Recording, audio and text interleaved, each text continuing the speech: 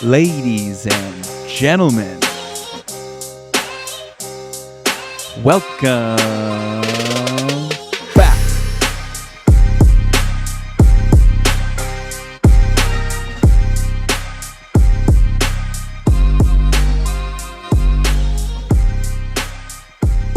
What is going on, everybody? Welcome back to Turf Today, brought to you by Toro. My name is Adam Kershane. I'm joined by Brian Laurent, and this episode is being recorded on the Superintendent Network. Make sure you guys are going over to YouTube and subscribing to the Superintendent Network page. We've been uploading all the video podcasts to that channel, in addition to all of the great videos that Brian and everybody at the Superintendent Network has been able to put together. So quite a collection and definitely something to follow. Today joining us on the show is a golf course superintendent, amongst other things, and a fantastic guest for us. I'm not going to get into it too much because we have somebody that comes on quickly to talk about our guest. So look forward to that. We appreciate everybody that's been reaching out with questions and things to engage with the show. There's a lot of cool stuff coming up in the pipeline. And people ask if they can do anything to help. The biggest thing you can do is download the show, share the show with people. You know, it's a podcast, so not everybody's going to get a chance to listen to it. But if there's fun things that you hear on it or interviews that you love, then, you can send people the links and say, hey, I think you should take an hour to sit down and listen to this one. There's a lot of learning in these shows. It kills some time and it's fun, and you get to kind of learn about some of the superintendents, but there's a lot of learning about your job and your career. And we keep getting emails and messages and stuff about, I've heard this on the show, so I tried this, or, I found an avenue by listening to the show. So it can really open doors, and it can really provide a lot of different things for different people. So please share the show. Keep other people in mind when you're listening to different things and different interviews. So that's the best thing you can do. And like we said before, reach out with questions.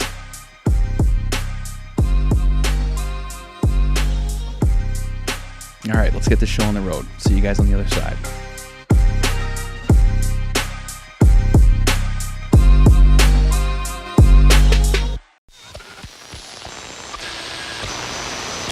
Turf Today is brought to you by Toro. If good things come in threes, Toro is nailing it because they're focused on the three big areas that everybody is talking about: alternative power, autonomous technology, and smart digital tools. Toro has battery-powered mowers that can run all day long. Their GeoLink technology makes spraying so accurate, there's virtually no overlap. And their IntelliDash platform makes it easy to track course conditions in real time. Want to see what's next? Follow Toro on Instagram and on X, and know that Toro is always solving and always evolving. Oh boy. What's going on? How's it going? Not too bad. I have never seen you with your hair not done. Look at that. I know. It's bad. No, it's not bad. Still a good looking guy. You've always got it gelled. I know. I was gonna wear a hat. I must have forgot to bring it down. So let's see what we got. I was gonna say, you must have a hat close to you. Always. One of those guys, always within reach. Always within reach. May not match, but at least it's fine. No one watches this, right? Yeah. It actually looks like it matches. It looks like it matches pretty well. We're Same close colors. enough. We're close enough. What's up, buddy? Well, not much. Busy morning. Trying to get rid of some of that snow and ice on the golf course. It's that time of year up here in Canada. Always fun. Yeah. Hard to believe. I saw you. So you've got a couple different stages of thaw, huh? Yeah, exactly. Just kind of, depending on where the greens are located on the course, some are completely naked and some are still buried in snow. So we're out there with the black ash leaf compost, trying to get some of it on the snow to help attract some of the sun, hopefully help it melt over the next few days. But it's been getting colder here, so I think we're kind of at a bit of a standstill right now. Gotcha. What's the forecast? Next week's kind of still, hovering around freezing temperatures. So, a lot of people, there was a couple of really nice days and you saw people changing their tires, and it's kind of like, hang on a second, you might want to wait. Yeah. We do this every year. I know, right? We had that fall spring a couple days ago, and then all of a sudden, we came back down to the 40s, and of course, perfect timing, just, in time for the kids to have games and scrimmages outside that we have to go and sit through. So outstanding stuff. Always fun. We were texting a little bit there about the Ontario boys. I dove into that story yesterday. That is so cool. Those guys Isn't made that that trip. nuts? And I just love how it got picked up, right? Because there's probably people all over that make trips to golf tournaments and things like that. So for just that one to get picked up, and those guys, I don't like, are they still down there? They might still be in the States at this point because they were going to play some rounds and they were at TGL the other day. So like, it's a hell of a trip for those guys. Yeah, it's quite the experience for them. I think I saw somewhere that they were on their way back. Okay. Yeah. Yeah, I They probably think I have saw a things to do tweet. up here.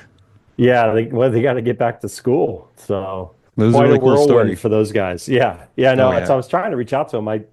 They replied to one of the posts that I put out there about them, but I haven't been able to direct message them. It'd be fun to get them on here and talk about that experience. That would be So really cool. yeah, Absolutely. just seeing Yeah. some of the posts, like Joel Damon gave him $100 or something to buy some beers at the Yeah. tournament, and like a bunch of other players I think chipped in for some things, and then that whole TGL experience on the floor. We'll have to check in with Tanner to see if he got to meet the Ontario boys. Yeah, there's a good chance. If you guys haven't Yeah. caught that story yet, just Google Ontario boys golf and you'll go down a rabbit hole of what these guys have been doing the last week or so. It's pretty crazy. And I loved it Yeah. too. There's been so much talk about US and Canada and all that stuff, all the political stuff. It was so great to just see that those guys were accepted down there and everybody Oh loved them yeah. and there was a lot of positivity. So it's good to see that in our Absolutely. game of golf. It's not really affecting it.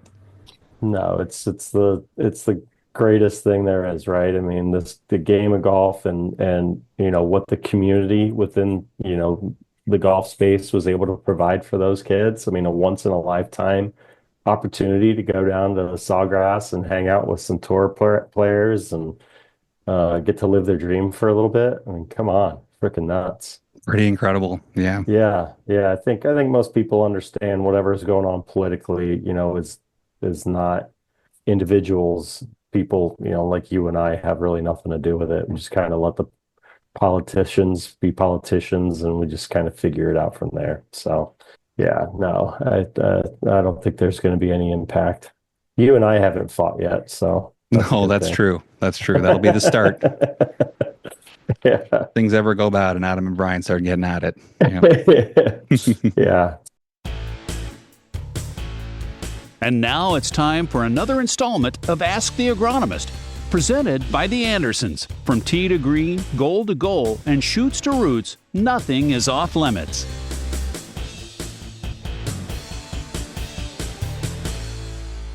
All right, we are back with another question for PhD agronomist Ben Pease. Our question today is, I'm looking for a good product to establish sodded greens expansions. And that comes in from an anonymous person.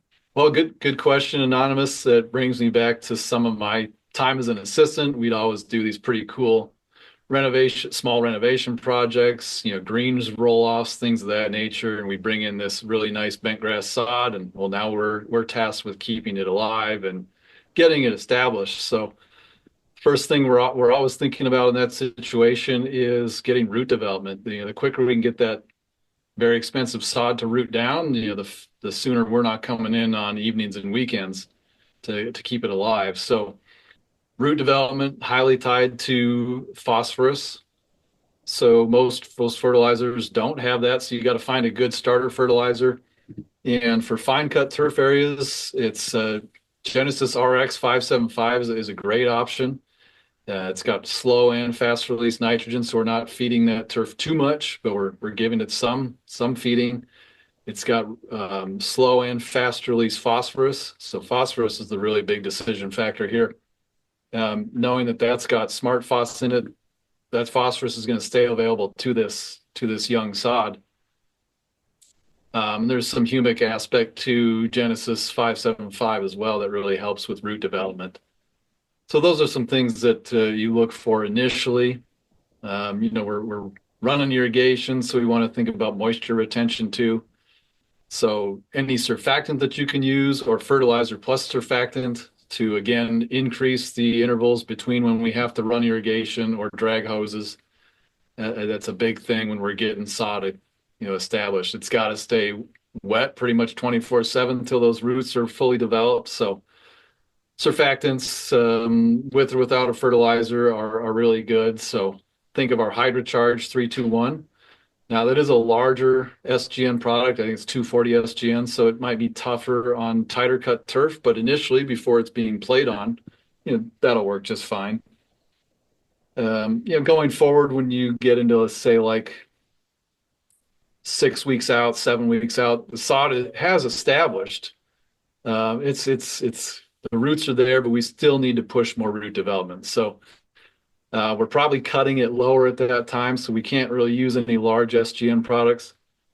But we can move to, Contact DG starter fertilizers. There's a 12-24-8 that is a Contact DG, so you can water it in, gets into the turf canopy, and it's a great starter fertilizer. But even weeks 6 through 7 or 8, you're still treating that sod as brand new, trying to get some root growth. So that would probably be the trifecta. You're kind of starting with an all-around product with Genesis 575. And if you're incorporating surfactants, that's another great way to, speed up the establishment and reduce your labor. And then, followed up with a really good starter fertilizer, one that will get into the canopy and you get into the soil system where those roots are feeding. Good question. A lot of fun days out on the golf course trying to keep sod alive. Oh, yeah. My question for you then, Ben, my follow-up would be, how do we know if we've gotten to the point of no return? What is the sod going to look like when there's just no chance of it coming back?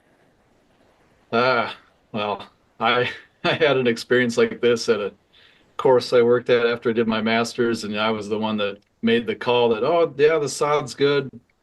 Saturday morning, let's go home, and we come back the next day and it's purpled and kind of drying up and seams are showing again. I think, oh no, what did we do wrong here? Well, I didn't water enough that Saturday morning, but you're not totally lost because what really happened is everything did survive eventually. But it just took another 3 or 4 weeks of babying that sod along to get it to recover from the drought stress and then start pushing roots again. So in a situation like that where you come back and the irrigation didn't run or something, or strange stuff happens out on golf courses. The sod looks purple or starting to brown. Don't tear it up. I think just keep hammering it with water, but it's just gonna take 2 or 3 more weeks now to get it to where you would have liked to have been. So keep going, but do keep going with fertility as well, because that water's flushing through a lot of nutrients.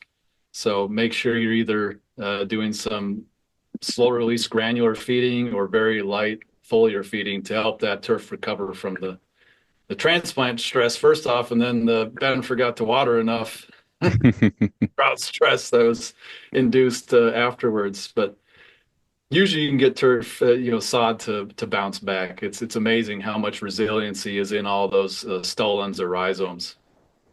That's awesome. Well, like you said, we just got to keep it wet till the roots are able to get down there. So stay on it, folks. Well, this was awesome, Ben. Thank you so much. That wraps up another Ask the Agronomist segment featuring Dr. Ben Pease from the Andersons. Yo. So I follow this guy named Hunter Cooper. He was the superintendent up at Gamble Sands up in Washington State. He's now down in, I think, South Carolina. He just sent me 4 videos. He hasn't really responded via video in a long time. Posted a video today where there's construction going on and on the property, and I'm thinking to myself, dude, what's going on there? I knew he left Gamble Sands to go down and take this job down in South Carolina. I didn't know it entailed all the construction work. It doesn't. He's at a different facility doing construction. So, as I'm watching these videos, hearing his story, I got cut off by my alarm telling me to get up from my nap. I take a nap all the time. Anyways, man.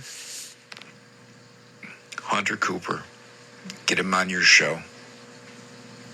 give him his hour and 15 minutes, whatever. He's a really good kid. He's worked hard. He's working hard. He's got a great wife, a great young boy. He's got a good story to tell. Good-natured human being. He'd make for a good story. Take care of yourself, buddy. Hunter, how's it going, man? Good. How are you? Not too bad. Thanks so much for joining us today. You excited?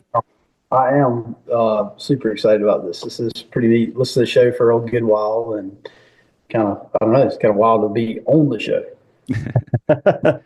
Well, just get ready for the lifestyle that follows being a guest on the show. I mean, your hand's going to be hurting from all those autographs that you have to sign after this. It's nuts. Oh, man, I hope it turns out that way.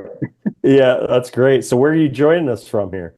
Looks like some. I am currently I'm currently golf course construction superintendent at Old Eight Golf Club, which is in Greenwood, South Carolina. Formerly was named Stony Point. Property was bought out late last year and is currently kind of in a rebranding, overhaul, complete master plan, 10-year project. So we're there's no kind of to it. We're basically rebuilding every single stitch of this place. Wow. So like playing quarters kind of staying the same, but then just totally revamping what the look and feel of the course? Yeah, for sure. I mean, some holes are getting plus or minus by 50 to 100 yards in some areas. A lot of elevation, kind of flattened out in some areas, built up in others.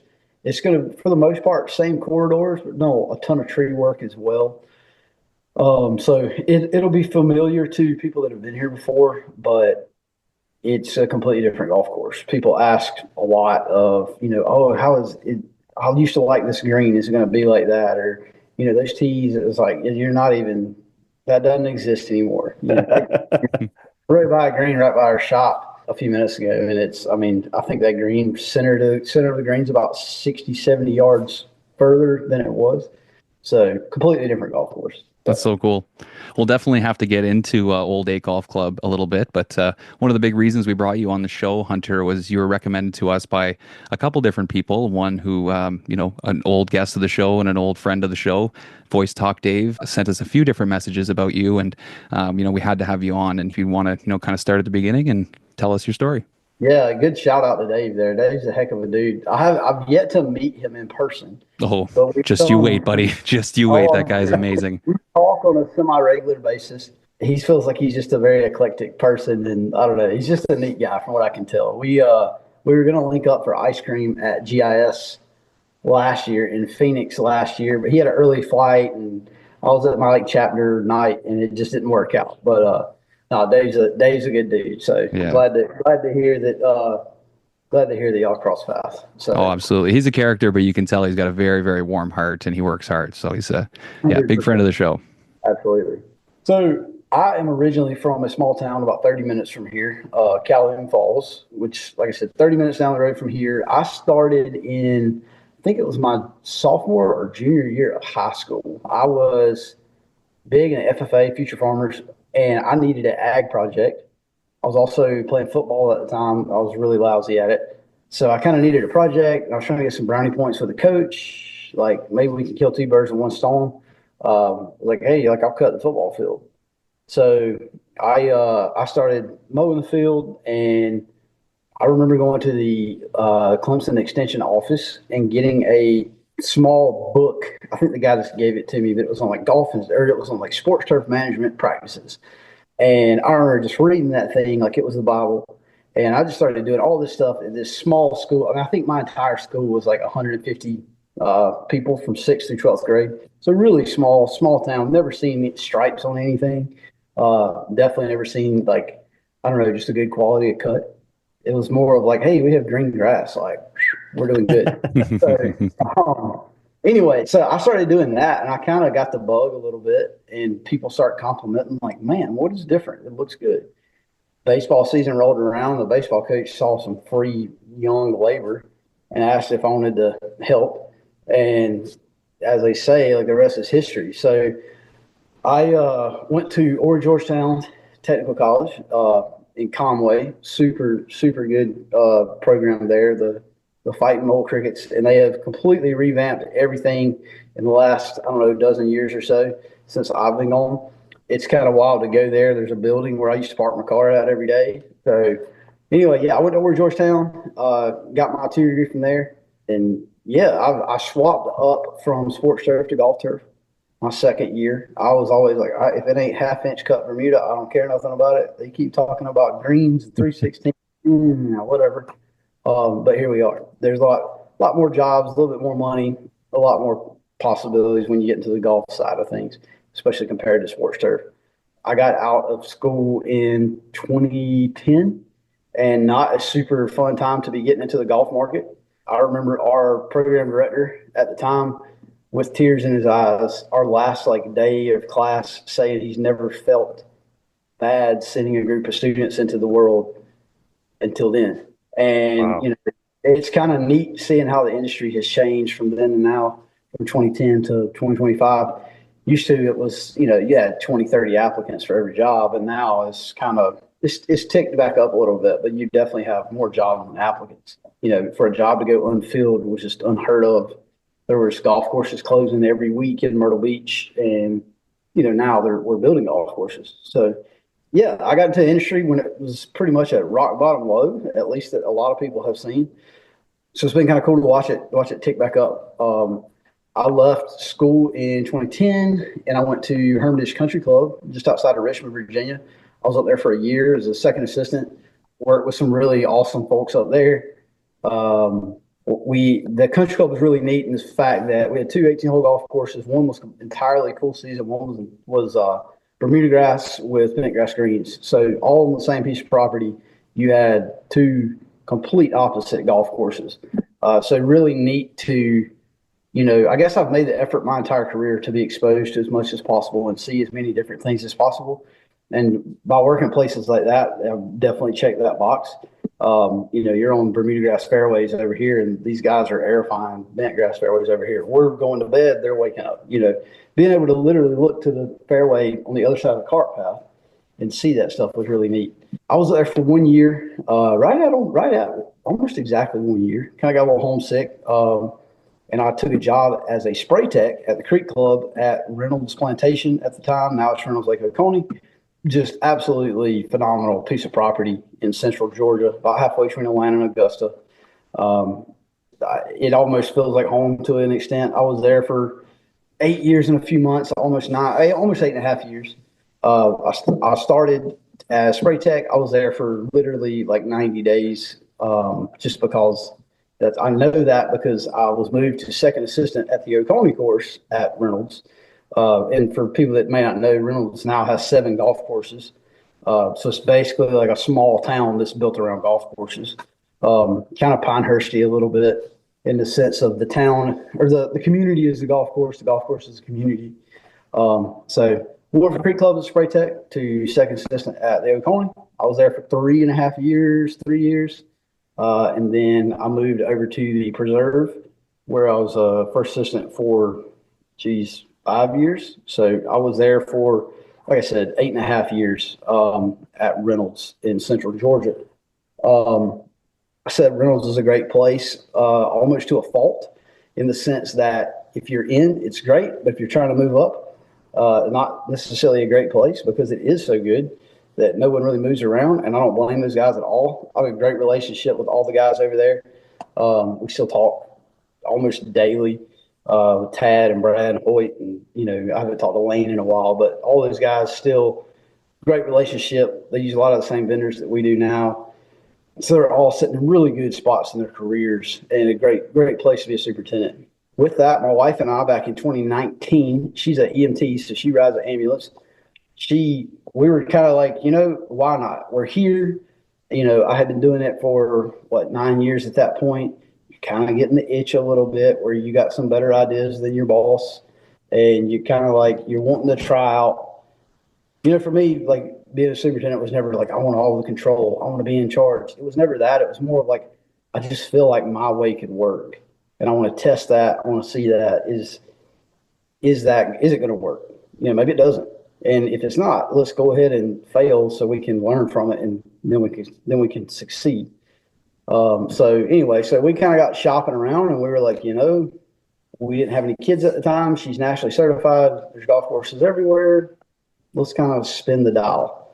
So we landed in north central Washington State, a heck of a long way from Georgia or South Carolina. And everybody did and still does think we're absolutely nuts for doing it. But we went out we were out there for right at 5 years and a couple months. I was superintendent at Gamble Sands in Brewster, Washington. So Gamble, super, like unbelievable property. You look up one picture of it and you just want to go and hang out over there. Really, really amazing property. A lot of really good folks. And then after 5 years, some things had happened, and we had our first child in 2021. So we got a 3.5-year-old little boy, Cass, and we were kind of feeling a little bit of tug to get closer to home. So we kind of started shopping around a little bit, same kind of deal. And I took a superintendent job at Greenwood Country Club, which is just 10 minutes down the road, kind of a fixer-upper type of property. And I was only at Greenwood Country Club for maybe 2.5, 3 months.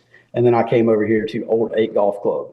A little bit controversial to go in and get right back out of somewhere, but we did at Gamble so much construction, so much of it in-house. When I found out about this project, I was kind of like mad. Like, where was that at? I didn't know about that. If I had known about that, I probably would have never applied to the other one.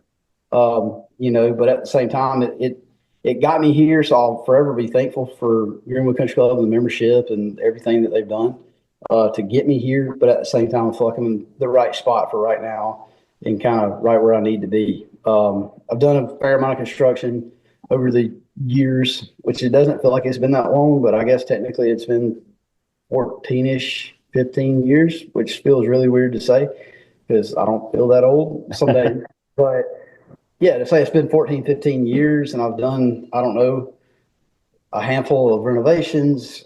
I helped build a, short course where we did all of it in-house, a ton of other CapEx projects and that kind of thing is kind of neat to say that I have my thumbprint on that. And then really proximal to the construction of a new 18 at Gamble that opens up this coming August. Didn't have a ton of involvement with it, but I jokingly say that I consulted a good bit. There was a lot of therapy sessions with my boss at the time, just kind of looking at things, getting a second, third, fourth opinion on, is this going to work? Is that right? How do I start this? What's the deal? So the long and short of it is I've kind of been a little bit of everywhere, I guess, but I think it makes me marketable, and I think it makes me a little different than a lot of people because I have the personal opinion that you're only as good as what you've been exposed to and your experiences. If you've only been at 1 or 2, 3 golf courses, all you know how to do is that 1 or 2, ways of doing it. But when you've worked at a number of different places over the years, high end, low end, kind of everything in between, you've seen a lot of different ways to do it. You can kind of form your own kind of mentality and modality of how you want to do things. I always like to say I'm a big casserole of tactics. I want to mow greens like we did here. I want to spray fairways like we did there, water like we did here. And then before you know it, you've got this big pile of stuff that you do. So along those lines, then you mentioned earlier thinking about taking that next step and wanting to implement your own ideas. Talk about when you're an assistant and you've got these ideas, how do you approach your director or your superintendent with some of the things that you may want to try? Yeah, it's funny. I remember early on when I was second assistant, first assistant above me told me that the second assistant was the hardest job on the golf course because you're kind of in charge, but you're kind of not. And then when I got to be a first assistant, I felt like it was the exact same. And then now as a superintendent, it's still kind of the exact same. So, and maybe that's me, but some days I jokingly say with some of the crew and stuff, some days I'm the president of the company and other days I'm just a ditch digger. I think a lot of that stuff gets back to, if you read, I like to read a good bit. If you read like Extreme Ownership and listen to some podcasts and stuff like that, they talk about like leadership capital. And I think it's a good concept. If you come in the door your first day and you say, "Hey, boss, like we're going to spray X, Y, and Z this way," like I think you're pretty naive if you think the guy's going to go with it. If you're getting there 2 or 3 minutes before start time, you're not really engaged. You're on your phone, not really paying attention and really feeling the pulse of the place. You're first one out the door. You're not, if you're doing that type of stuff, I don't think I don't know. You don't really you're not forging yourself a seat at the table. I had a conversation with a guy the other day that we had, we're currently in this full scale construction project. And this person had spent a bunch of time on a conceptual kind of drawing. And the architect kind of looked at it and was like, "Yeah, I changed my mind the other day. I meant to tell you, we're not doing that," and kind of tossed the paper to the side. And the dude was really upset. And he did a good job. He spent a lot of time on it. But man, that's construction. And that's, like how many times have we all come up with a schedule and it rains or it's windy or whatever, and it gets kiboshed. So, for a younger person that's trying to get some influence, trying to get a finger hold with their boss and trying to do some stuff, earn your place at that table, put in the hours, put in the time, be attentive. Don't do like I have done so many times and bring up every single thing you think of, because like I'm bad about getting the good idea fairy and you want to go try everything. So like pump the brakes a little bit and just figure out, I guess as an assistant, something I always did was I kind of thought of, if I was in charge, what would I be doing? No matter if it's Airification week, I just kind of almost, you do your job board, and I would like have my own job board. To the extent I started doing it on like Excel, just be like, if I was in charge, I would do X, Y, and Z. So I was almost like role playing as superintendent, even though I was an assistant. And it was a really good exercise, because then when you are in charge of day-to-day operations and you're assigning everything, you kind of can do it that way, but you also get to see why your way would or would not have worked. So, that's a long drawn out way of saying you got to earn the trust and earn the capital with your superintendent to be able to, get him to try things or her to try things. A lot of times too, I think that we all get short sighted and we just think the guy doesn't get it. He's not listening to you. He doesn't care. I assure you, no one cares more about the place than, the superintendent and then eventually the owner, et cetera. So, maybe just try to get the information from the guy to, don't be afraid to ask questions. Like, why did we do this? Why did we do it this way? I felt like maybe if we had done this, it would have worked better. But, there's something I don't know, because a lot of times there's something you don't know. I want to stay on this one for a second, because I've been an assistant a long time, and this is really good, because we talk to a lot of guys who are assistants, who have become assistants or become superintendents from before, and they struggle with that. Will I ever feel ready, or am I ready? And do other people think I'm ready? But if you're already practicing that as an assistant and getting those ideas and planning that stuff out, you're right. It's not, am I ready? It's, do I think I can do this better? And should I take a shot? And I think that mindset's amazing. Do you ever look back and think, maybe I should have done something different? All the time, like every single day. There's stuff I could have handled better, stuff I should or should not have said. Yes, the hindsight's 20/20, no doubt. But to that point too, with the younger guys, this feels weird to say that. I'm only 35, but with the younger guys, the people that are coming into the industry now, like they're like when I got into it in 2010, like it was still kind of old school. Like, your superintendent had cut his teeth in the 80s and 90s, and they didn't really care. Like, it was kind of cutthroat. It was kind of Caddyshack-ish. It was a lot of really hard work. There was no GPS sprayers. There was no, we were still doing things kind of old school. But with the people that are getting into it nowadays, man, you have these hacks that you can do, and we all should use them. I know I do. I mean, you want to get ahead, like use ChatGPT. My Lord, what a tool that is. It feels weird to use it. It feels like you're cheating, and I guess you are, but hey, this is a fight. We're trying to win. It's not always about following the rules. I'm trying to be the best, trying to succeed, trying to get ahead. Like, that's the ultimate goal. Who cares how we get there? As long as we're being right and we're not messing anybody up along the way, like, does it matter? You just using all the technology that's out there between ChatGPT, Growing Degree Days, talking with your sales rep, building that network, all that stuff. Like, you don't have to be you don't have to be a superintendent or director of agronomy or whatever fancy long business card title you have. It used to really grind my gears as an assistant when a sales guy would walk in and just ask, "Hey, where's soup?" And I'd be like, "Oh, he's over there." And he's like, "All right, turn around and walk out." Like, screw Yeah, you, man. the Like, I'm worst. a superintendent one day and I'm not buying stuff from you. Hmm. And maybe I'm petty. Maybe I shouldn't hold a grudge like that, but I do. If you don't want to talk to me because I don't have the checkbook, I'm not, when I do have the checkbook, I'm not calling you. Like, plain and simple. So I think assistants they're definitely the backbone of the industry. It's funny, the higher up you go, the less like physical labor you have to do. My role here is a little funky just because, I do have a director of agronomy over me. We have another kind of co-superintendent who was the original superintendent here, and then now I've kind of showed up. So we've kind of got a lot of management, but we all kind of really nestle in and figure out what our roles are. We kind of stay in our lanes and we support each other. But as an assistant, you don't have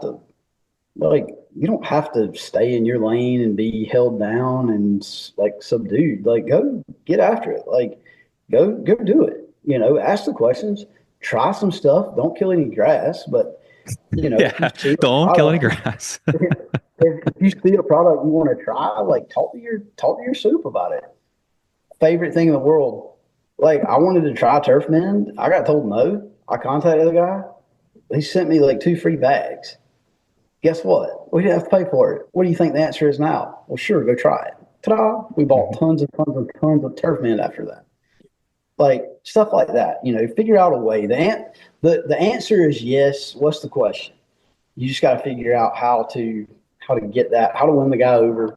And I don't know, maybe I overthink things, but I always think if I get told no, I just didn't word my question right, or I didn't do the background work to make sure it was the right time to ask that question or to implement that strategy. And there's a lot of ways of saying as an assistant, like, be aggressive, piss your superintendent off, bug the heck out of them. Don't be afraid to put yourself out there a little bit. But again, at the end of the day, you still have to be earning your spot at that table. You can't show up 5 minutes late every day, come in hungover, dress like a slob, talk rough to the guys. You can't do all that stuff and then expect to have a spot at that table to where you can bring up ideas that are going to be listened to. I'm glad you mentioned get outside your comfort zone a little bit. Is that something you've had to work really hard to do as you've been coming up through the industry, or is it just something that's been natural for you to be a mover and shaker? Yeah, I think the first time I got on a legitimate reel mower, it was stepping outside the comfort zone. You're an 18-year-old kid and you've got a guy who's like, when I was in college, that's the first golf course I worked on. You're an 18-year-old kid and you got a guy who's very questionable, is obviously like possibly still drunk, definitely hungover, and they just like, you're throwing greens, and you're like, oh crap, like, yeah. The whole industry is stepping outside the comfort zone. But I don't know. I think one of the biggest things for me that I have seen is anytime I've ever been intentional with my time, whether at work or outside of work or whatever, it's paid me back dividends. It's never been time wasted. And to about step outside your comfort zone, anytime I've ever gone to a conference or taken a class or reached out to someone, that you just completely cold call someone. Hey, I heard you on maybe Turf Today. You said a couple things I really like that, sparked something in me. I want to talk deeper about it. Give me a call. And almost every time people are super receptive. They're very open. And it's, again, it's paid me back dividends. So I don't know if it necessarily comes natural, but I don't know. You just kind of got to go do it. You can't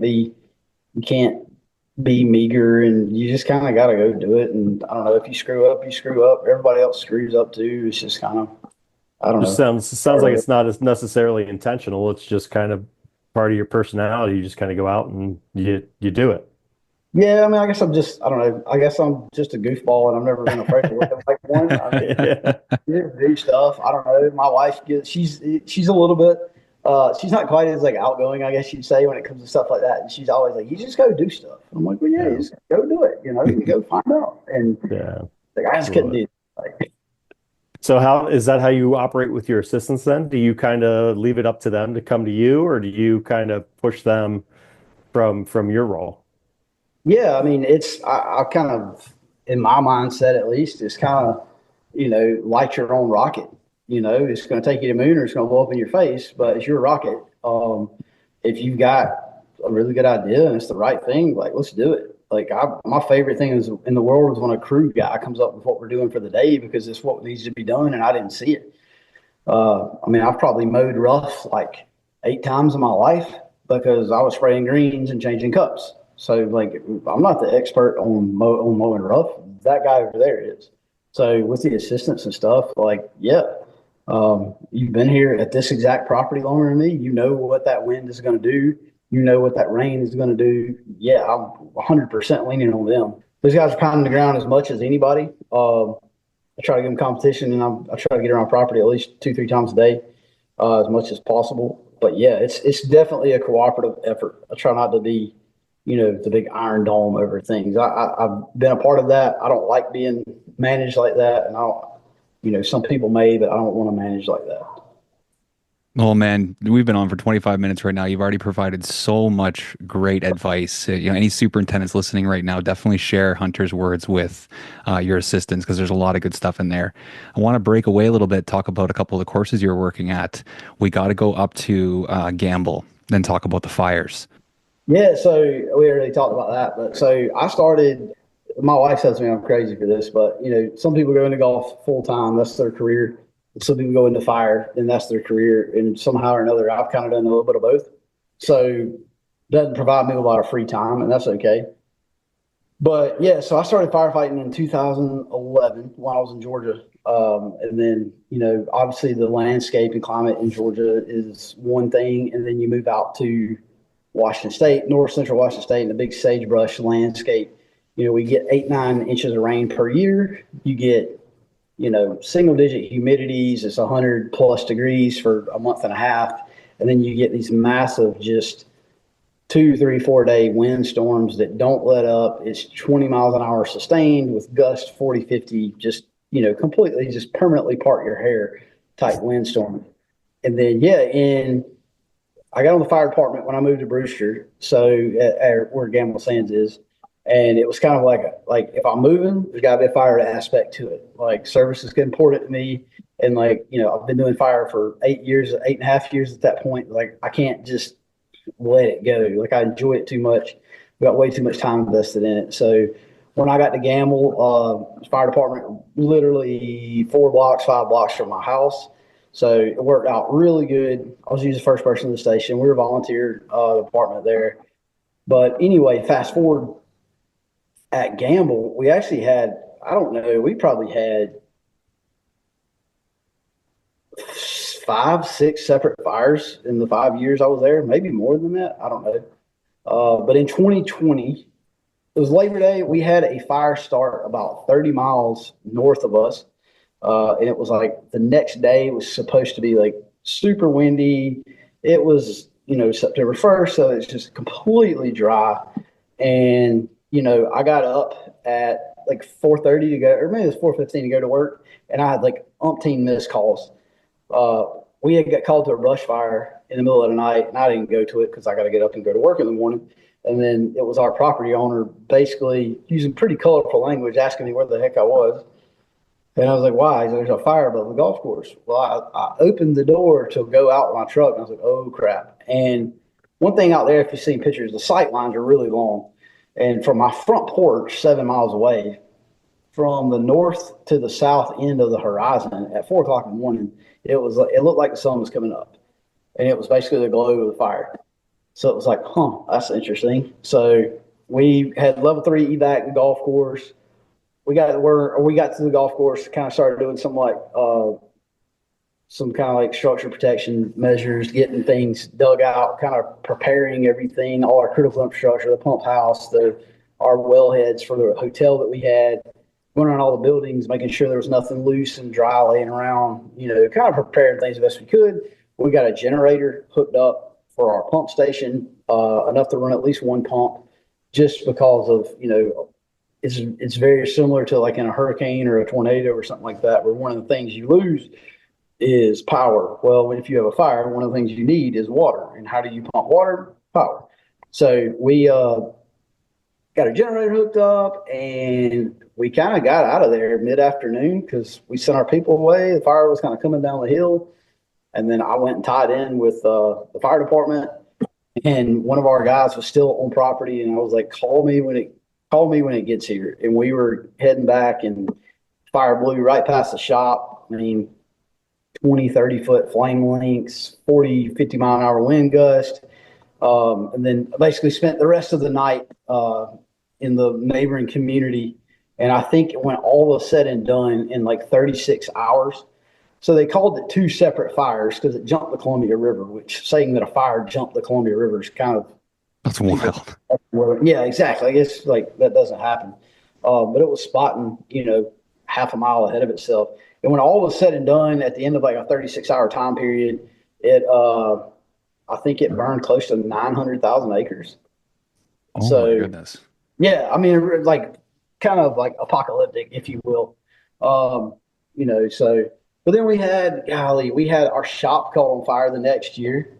So we kind of figured that out, and luckily we got it really early on. It was electrical fire in the attic, burnt through a couple of trusses and some insulation. We had a couple brush fires in the area, really close to the golf course, because where the golf course is, there's really not much out there. It's just kind of sits up on this bench, and there's really nothing for a few miles in every direction. So if something happens 3 miles away, well, you're 15 minutes from any sort of fire apparatus or anything like that. So by the time they get there, it's going to be 20, 30 plus acres. And, with being a volunteer department, your staffing is very questionable. It might be one person, it might be 10 people. So you kind of got to living in that type of environment, that type of climate, everybody out there has kind of got 1 foot looking out the door at any sort of fire conditions. And then ironically enough, my last day at Gamble was October 2nd. That was my birthday present to myself, was leaving Gamble. But on October 1st, we burnt 5,400 acres basically up to the golf course. I was at work. It was middle afternoon. We got a call. I was kind of didn't think much about it, whatever. And then I started seeing smoke, and then they're calling me, hey, are you coming to that? I was like, no, I'm at work. We're just going to get big. You need to come. And I was like, yeah, I can't do that. Like, tomorrow's my last day, blah, blah, blah. It ended up being one of those, don't worry about it. There's plenty of fire for when you get off work. So ended up leaving, getting and grabbing a truck and kind of joining the party. And we were out pretty late that night, and we burnt 5,400 acres. So it was kind of neat. Last big fire, leaving town. So I got to spend one really last good time with the boys. Get to hear everybody on a fire sing you happy birthday over the radio at midnight. That stuff's pretty cool. Like you can't make stuff like that up. So that was a really good time. So are you still involved? Are you still volunteer firefighter where you are now? Yeah, absolutely. Yep. So like I said, in Georgia, I was there for 8 years. And it was more kind of a suburban department, pretty rural area, but house fires, wrecks, trees, stuff like that. So did that, moved out there. It was mostly wildland. We'd have 10 or 12 structure fires a year. And then now back here, I'm a member of Abbeville County Fire Service. So I'm going back through. None of my stuff transferred because I was gone from Georgia for 5 years. So I kind of lost my certifications. So I'm going back through in the evenings right now and redoing all my certifications. Super fun. It's a good reminder just to go through everything again from scratch. But yeah, I'm still definitely very much involved here. So how do you balance that then? You're construction superintendent, you've got a 3.5-year-old at home, and you're a volunteer firefighter. How do you have time for everything? 3 jobs. Yeah. Yeah, I was going to ask you if you had any advice, because I kind of, it's a lot. No, the biggest one is my wife. I couldn't do any of it without her. She's phenomenal. We got married in 2015. And we waited a while before we had kids. Because one of the things we wanted to do that was really important to us is for her to be a stay-at-home mom for a little while. So she's been kind of a stay-at-home mom. She's kind of getting back into the workforce, working part-time with EMS, riding the ambulance a couple days a week. But living close to home has made it a lot easier. Some people might say too close, but it's actually been a really big blessing. I live probably, driver and a 3-wood from my in-laws. So it's kind of nice to be able to run over there if I need to and drop him off, or they can pick him up, or hey, can you just come over here? My parents live 10 minutes away. So a really good support network, at home. And I think the other one, as we get older, as you get more experienced in life and whatever, is things get, I hesitate to say easier, but you just get more efficient at doing things.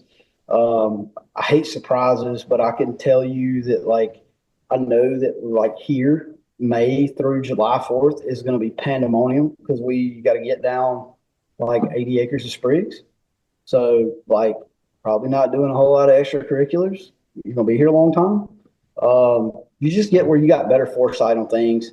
And one of the things that I continue to just, I think is really neat is the amount of crossover and carryover between the stuff that I do and have done with the fire service and the stuff in the golf course world.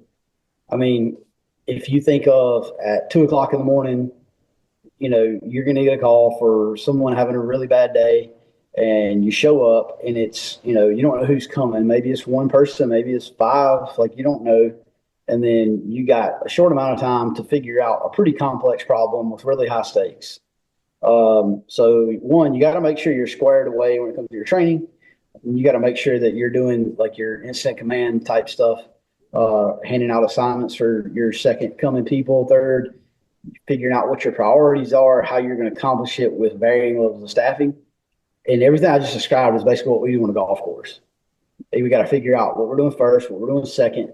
Joe was supposed to have been here, but Joe was sick. Or Julio was coming, but he's got 3 people that ride with him. He had a flat tire. Well, we got a shotgun at 8 o'clock. It's the same thing. You got a kind of a complex problem that we got to figure out. We got to do it to a high level.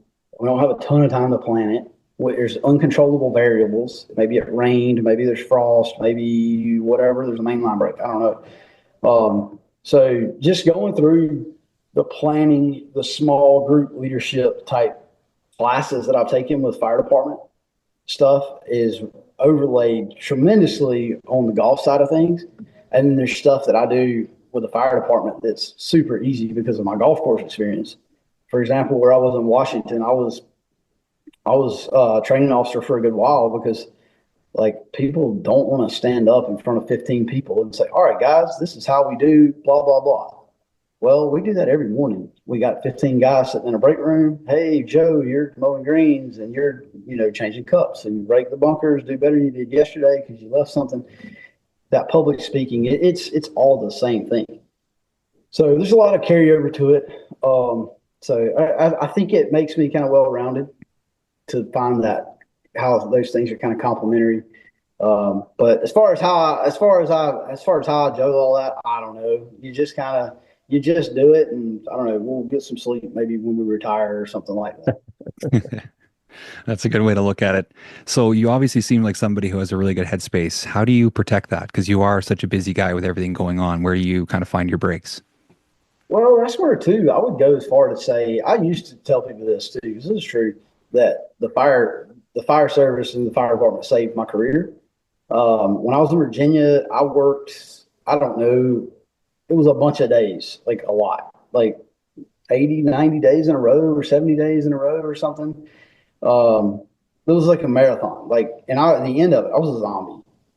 And I had like one day off, and then I worked, I don't know, like 30 days. And it kind of made me, it didn't, it made me burned out and like kind of pissed off at the industry and like, screw this, because I'm not really a big golfer, just because I just don't have time.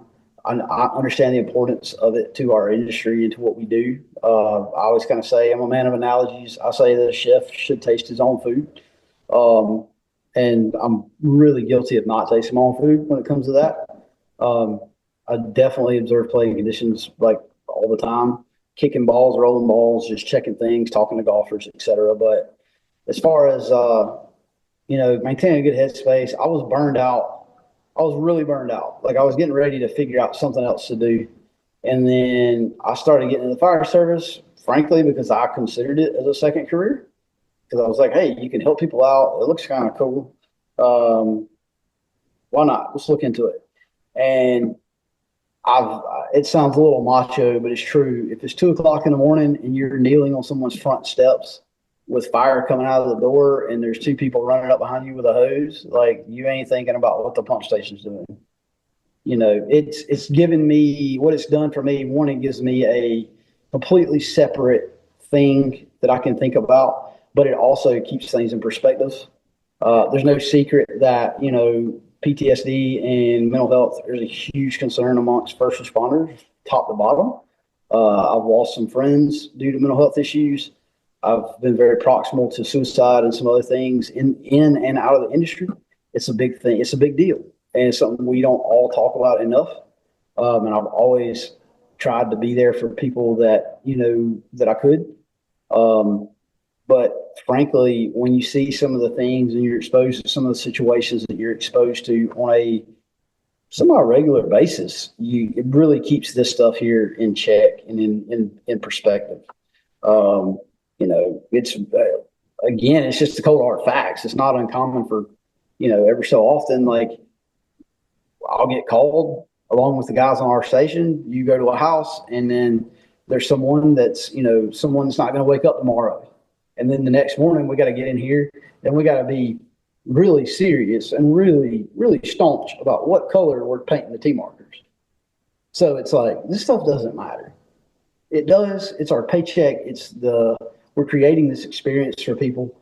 We're creating memories for families and stuff. So finding purpose in the golf industry and kind of like what is the service aspect of it for me has kind of helped me cope with like this not being important.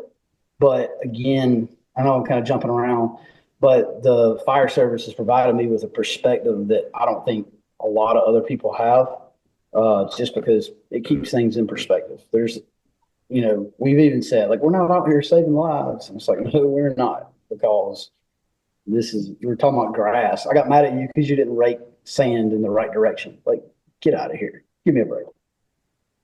That's a great perspective for sure. Like you said, it is it's not life and death, and you're getting to see that firsthand, unfortunately, with your side gig there. So you mentioned it earlier. Would love for you to kind of elaborate on it. Just how important is it to have that support system behind you? A wife that's at home with the kid and really allowing you to do all these different things. How much of a role does she play in kind of keeping you healthy and giving you the ability to do all this? I think she's definitely like, I don't know, without her, I don't know, I might not be here. I would have probably ran myself ragged, or I don't know. I would probably be really skinny because she cooks really good, and I probably, nice. I will say, there was a time where she was working at a camp in Colorado when I was in Georgia, and she was gone for a few months, and I literally just ate, like I would buy like a bag of salad and a thing of chicken breast, and I would just eat that. And she's like, "What are you doing?" And I was like, "I don't know. I was like, need some greens. I got some protein. We're good." I lost a ton of weight, and she's like, "My God, like we got to." Like, so yeah, she's everything. I think that plays in. I mean, like I said, as I get older, I see everything more 5D now. It's not so cut and dry, black and white, but making sure that you're squared away at home, making sure that you're squared away emotionally, mentally, etc., definitely helps me be more present here.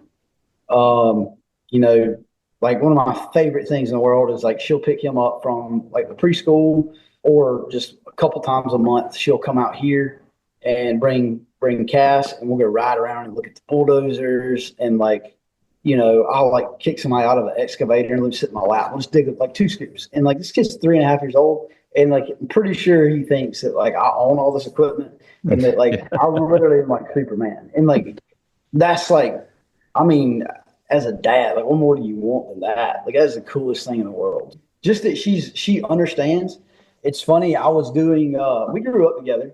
We didn't really date, and then when I moved back south and started working at Reynolds, we kind of ran into each other. Hey, how you been? And we kind of started dating. So all she's ever known is this circus act that I do, where I, work on the golf course and ride the fire truck. So she gets it. She knows that in the spring, like we're gonna start cranking up, and in the fall, we're gonna do all this work to shut things down. And your schedule gets weird in the summer because it's hot and dry, and it gets weird in the winter because it's cold. So she gets it. She's a turf wife, like she gets it. And then with her being in emergency services as well, she understands that. We talk about, probably shouldn't say this, but like we talk about what we've seen and what we've been to and done. And I think it's helped her process things. I know it's helped me process things because some of it's not always super fun. But yeah, like I don't know, like I think being squared away at home has helped me be more squared away here. We all see as managers, we see guys come in and you can tell when they've got something going on outside of work. And I'm not perfect, trust me. I have bad days. I wake up this morning feeling like crap, but here we are. But having being squared away, being a good person, being a sound mind and body, I think carries over in what we do. And then, like I tell everybody too, is like, hey, I would much rather be at home with them, but I'm here. So if I'm here, I'm going to get my money's worth. I'm going to make it worth it. I'm going to be intentional about what we're doing. We're going to be paying attention. We're doing our thing. Like we're not on our phones. We're working. And she knows that that's all part of it. Turf Today is also proudly brought to you by Standard Golf. And for all of your golf course accessory needs, make sure you visit standardgolf.com. Right now, they're featuring all their 2025 products, including the Hammer Strike Hole Cutter, Magnum Pro Hole Cutter, and Pinpoint Cup Changer. You got to check out all the amazing things they have on this website, and also follow them on Instagram at Standard Golf CO. You've got to be one of the all-time coolest dads. I mean, you can bring him out there and he can, mess around with that equipment, and then you can just take him up to the fire station and let him hang around on the fire trucks. I mean, dude, for a little boy, it doesn't get any better. Yeah, you're killing it. Serious cool points with that kid because every toy he's got is like a Tonka truck or a bulldozer or something like that. And then like out there in Washington, the family that owned the golf course, the Gevers family, amazing group of people. They have they're one of the largest private landowners in the state of Washington. So they've got a whole fleet of equipment, like stuff that construction companies don't even have. You'd have something happen, a fill line blow out. There's a ditch that's like 20 foot deep by 100 foot, 200 foot long. It's like a canyon. And like the only way we can fix this is the bulldozer. And instead of it being like, all right, we'll call the rental place and see what they can find. No. Like 45 minutes later, you have like a D8 and it's got air conditioning. It's the full deal, and it's cool to be able to do that. And like, I run a lot of equipment that people haven't, like a Cat 336. It's like an 85-ton machine, and I got to drive that thing. Like I got no business doing that, but I can do it just because it's there. And it's like, you know how to drive this? And it's like the old joke of like, well, I've drove stuff. I haven't found anything I can't run yet. So sure, let's do it. We were doing a bunch of work out there when he was like, he was just a few months old. And I'd bring him with me and set him in the dozer. Like he's still in his little car seat, and I'd set him in the floor of the dozer, like shaping up a range tee. And then like we were doing some stuff on that new golf course over there when he's like 2. And now he's still around it at 3. So yeah. And he thinks the fire trucks are cool. And like, I got some cool points with him. If I don't have a fan and anybody else, it's a 3.5-year-old little boy that thinks I'm pretty cool. That's awesome. Yeah. Well, speaking of cool, you get to host the Barstool Classic. Yeah, so at Gamble, we hosted the Barstool Classic in 2020. Golly, put me on the spot here. 2022 and then 2024. What's 2021? It's 22. It's 22. So we did it in 2022. It was the first time we had hosted it. Pretty big deal for out there. It's kind of a big, like unveiling, it was a pretty big media presence, which kind of made it as, I don't want to say clumsy, but made it logistically challenging. Tournament's a tournament, I don't know. I don't get too excited about tournaments anymore just because you do so many outings and tournaments and remember, get like it's just tournament. But it was neat to see some of the media hype. There's all sorts of drones flying through the air, and you see some of the social media, like celebrities, if you will, that you see on Instagram, and see rigs and like stuff like that. It was pretty cool. I felt like we did a better job of it in 2024. The golf course was arguably the best I've ever seen it. The time of year was way better as well. Last year, 24, we did it in May. The entire place is perfect. Like, it's the most perfect I've ever seen a golf course, I think. The team of guys I had out there were just unbelievably good. You know, I told them that. I hope they believed me, but they were absolutely killer, hitting on all cylinders. Like, everything the stars lined up. So we held it out there last year. Wasn't quite as much media, but then on the back end of it, like the next day, we had Titleist come out, and Titleist filmed. I don't know. They were out there for 3 days, I think, filming commercials on the golf course for all of their 2025 stuff. So if you've seen some of the newer Titleist commercials, and they're in like this really rugged looking landscape, and they're hitting the ball, and the drone's following the ball, like that was all at Gamble. And it was neat to be standing kind of behind the camera for some of that stuff, because we had regular play. There was some like kind of VIP rounds going off around that with Barstool people that were still there. On top of like, oh yeah, over there's like all this media stuff going on. There's drones in the air. They brought in a helicopter. It was the same guy that did a lot of the helicopter work in Yellowstone. They landed the helicopter on our nursery, and they flew around for, I don't know, probably 30 minutes, just taking like super high speed, like 100-mile-an-hour plus shots down a fairway, like 3 foot off the ground. Some phenomenal footage. So that was a pretty neat experience as well, just because of the logistics behind it. You know, they had a camera car out there that's got this big, like probably 30-40 foot boom on it that they would drive. And of course, with a Porsche, it's like flat black. Why would it be anything else? And, you know, they've got the camera like a foot off the ground, and they're driving down the fairway at like 20 miles an hour, just taking these big sweeping shots, and it shoots up at like the river and the mountains. So it was really cool to kind of be a part of that, to deal with the logistics of like getting the golf course ready. The golf course is like just pristine, just like dialed in as ever. And then people are like, okay, cool, let's keep this. Like, we got really good conditioning. Let's try to like hang on to it as long as we can. And you got golf going off at this time, but they're still over here. So like, go mow here, then come back. Oh wait, go back over there, come back here. It was kind of chaotic, but it was a busy 2-3 week time period last year. But yeah, we had a number of events out there, like a US. It's been so many, like a US Open qualifier, I think. We had a number of events at Gamble. The value of retention. Talk about the importance of, you know, making sure you keep the people that you currently have, make sure you keep them happy, and just talk a little bit about that. Yeah, so I'm like almost mad. The younger guys coming in the industry now, like the barrier to entry is lower. I felt like when I first got into the industry, it was kind of, you got to go to school for it. You know, you got to have a bunch of years before you can be an assistant. You got to be at this high level, rah, rah, rah. But something happened in the mid-teens, post, recession golf market, where people quit going to turf school. And we started seeing people come in kind of the non-traditional route. They weren't previous assistants, or they weren't, they didn't have turf experience, but they had management experience. So the long and short of that is, there's more non-traditional routes getting into the industry, that we have to be focused on retention, because recruitment I feel like it's better than it was maybe 5 years ago, 7-8 years ago, but it's still nothing like it used to be. The baby boomers are not getting any younger, and a lot of them are starting to retire and cycle out, and there's kind of getting to be a little bit of a void. What that does down the road, I don't know. If I had a time machine, that's probably one of the places I would go, is just 5-10 years in the future and see what the whole thing looks like.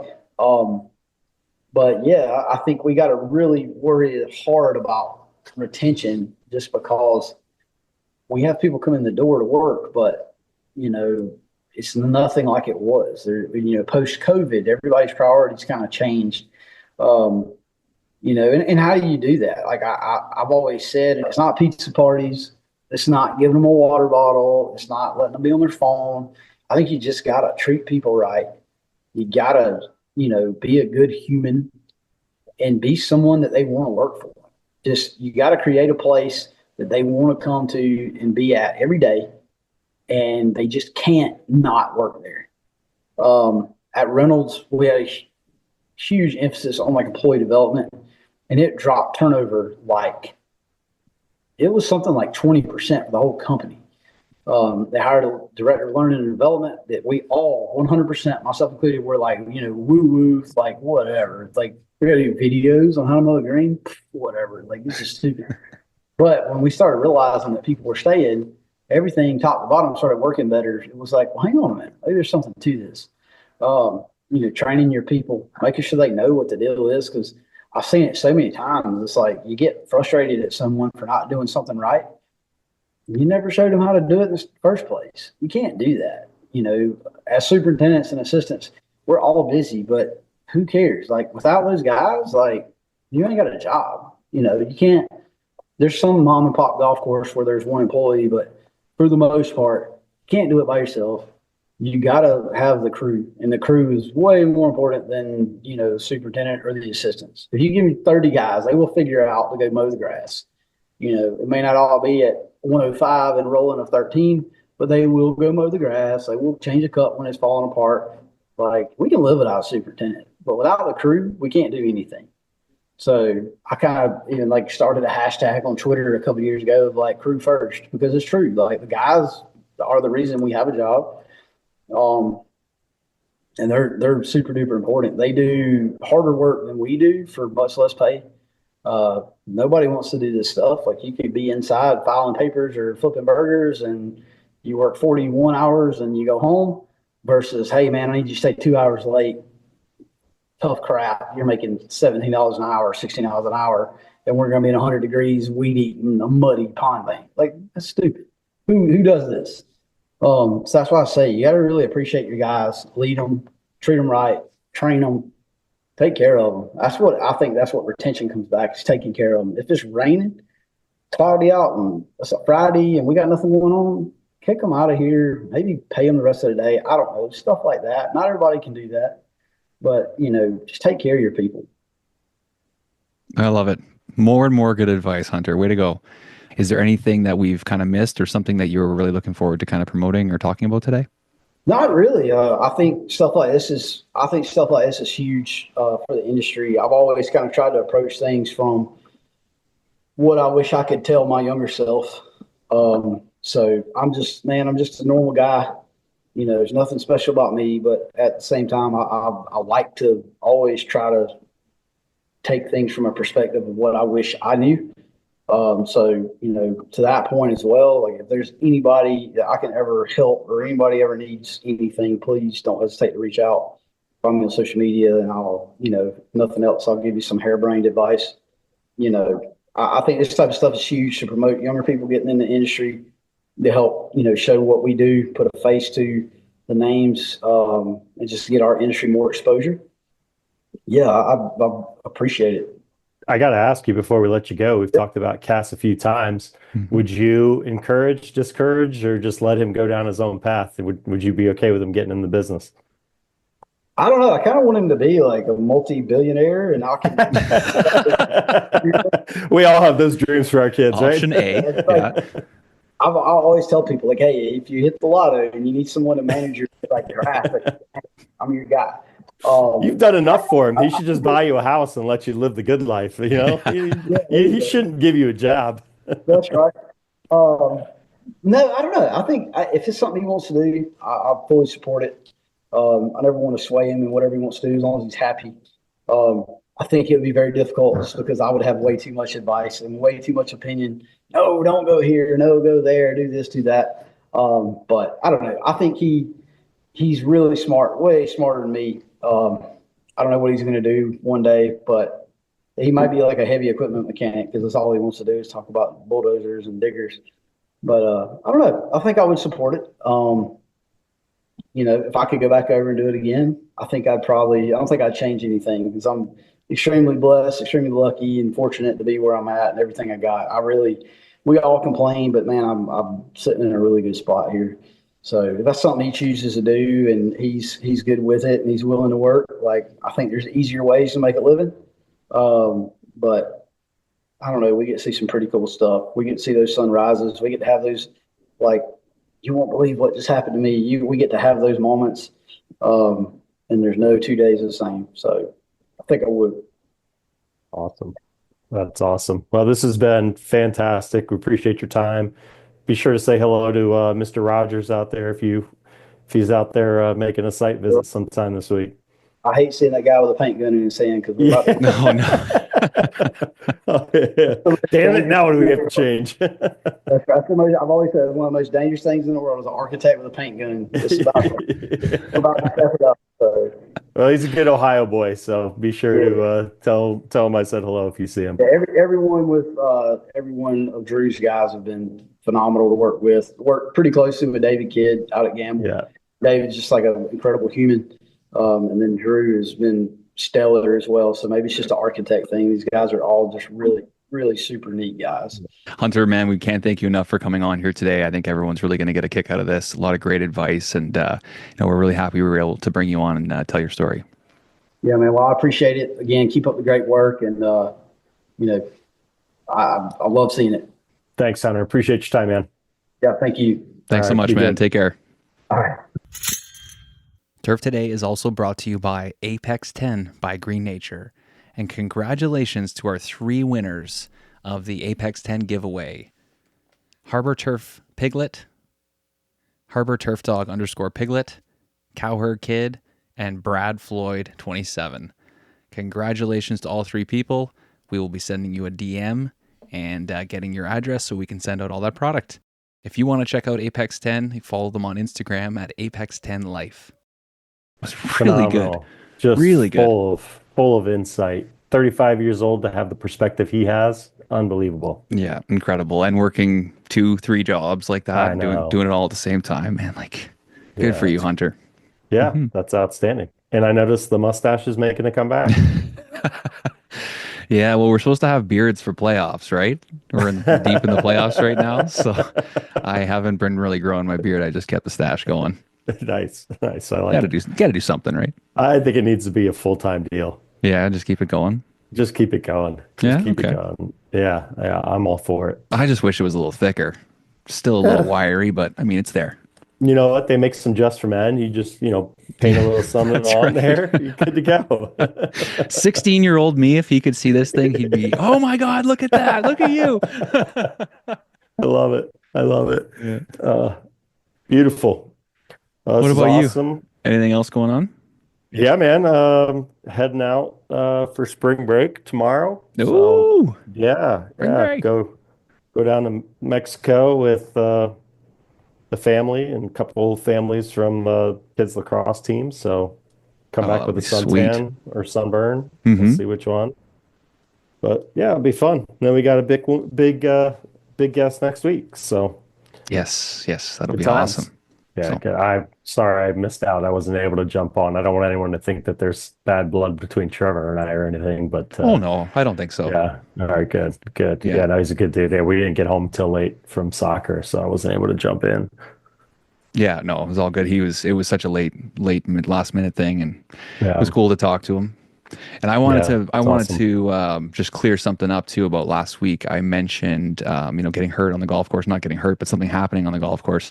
A bunch of people reached out to me saying, why would you talk about your coworkers or your boss or something like that? It had nothing to do with my coworkers or my boss. I was at the course by myself, and we had people coming in, contractors coming in to do work, and something happened when I happened to be passing by. So it had nothing to do with my guys. I was just putting it out there that, you need to be diligent and take care of yourself while you're on the course, and that was it. So I would never, I hope people know my character by now, I would never throw my boss or my teammates or coworkers under the bus like that. So it was just it was an outside job, and something happened, and everything was all good. All right, man. Well, I gotta go get a haircut and knock a couple things out before packing up. Awesome. All right, man. Okay, well, have a good time if I don't chat with you. Yeah, sounds good. Thanks, bud. That's going to do it again for us this week. Thank you so much to Hunter Cooper for making the time for us. Thought that was a fantastic interview. He's been doing great work, not only in his career, but for the people around him. To our sponsors, we appreciate everything that you guys do to make everything happen around here. We could not do it alone, and the show is benefiting from everything you guys are doing to help us. So thank you to Toro. Apex 10, Standard Golf, and the Andersons. There's a lot more on board, and we are very fortunate to have everybody joining us. Get ready, because in a few weeks, potentially a month, we have our first USGA Green Section podcast coming out, which will be really cool. And like we've said before, it's not going to be interfering with this show. It'll be kind of something in addition to. So we're really looking forward to that. It'll be coming up soon. Everybody have a great week. Keep your reels sharp. We got an awesome interview next week with somebody you love.